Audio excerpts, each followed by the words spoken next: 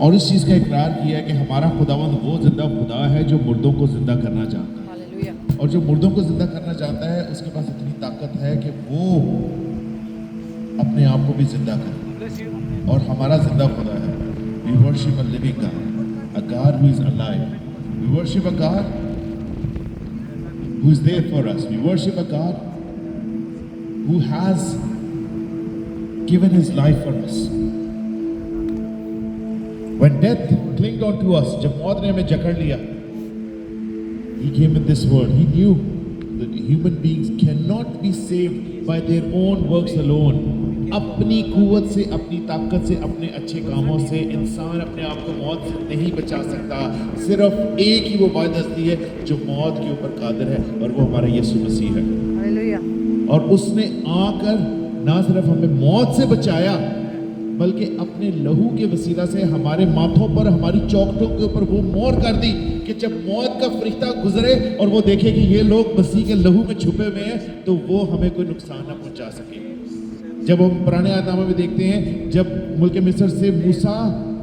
اسرائیلیوں کو لے کے جا رہا تھا اور وہ ان کو وہاں سے نکالنے کو تھا, تو جو آخری آفت آئی مصریوں کے اوپر وہ یہ تھی کہ ان کے پیلوٹے مارے گئے.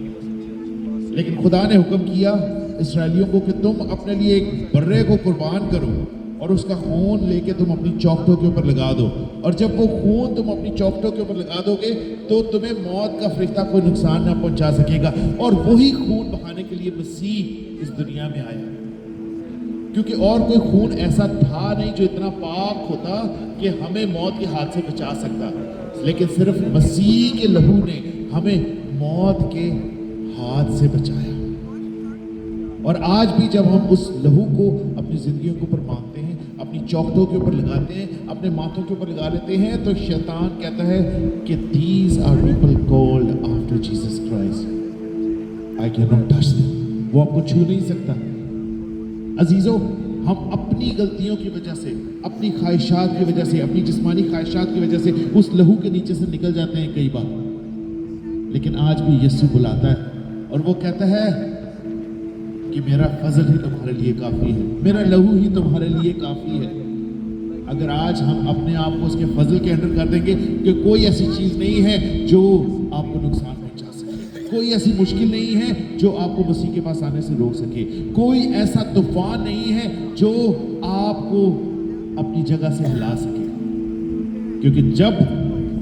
ہم مسیح جیسی چٹان کے اوپر کھڑے ہو جاتے ہیں تو کوئی ہمارے پاؤں کو ٹھیس نہیں پہنچا سکتا. ہم آج اس جگہ کے اوپر موجود ہیں, ہم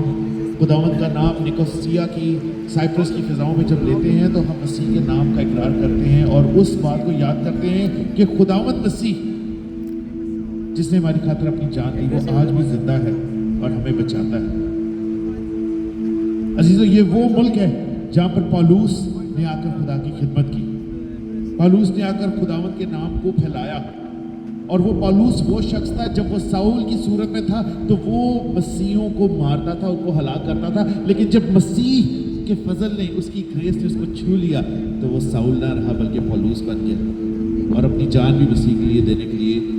کھڑا ہو گیا. اس کو اپنی جان کی پرواہ نہیں تھی, اس کو اس چیز کی پرواہ نہیں تھی کہ میں کشتی میں جا رہا ہوں, کشتی غرق ہو گئی ہے, ایک دفعہ غرق ہو گئی ہے, اب دوبارہ میں ایسا کام نہیں کروں گا, بلکہ وہ کہتا تھا ٹھیک ہے بھائی, غرق ہوتی ہے تو ہوتی رہے, جہاں پر میں نے جانا ہے مسیح کے نام کو لینے کے لیے میں وہاں پر جاتا رہوں گا. اور اسی بات کو رکھتے ہوئے آج ہم لوگ بھی,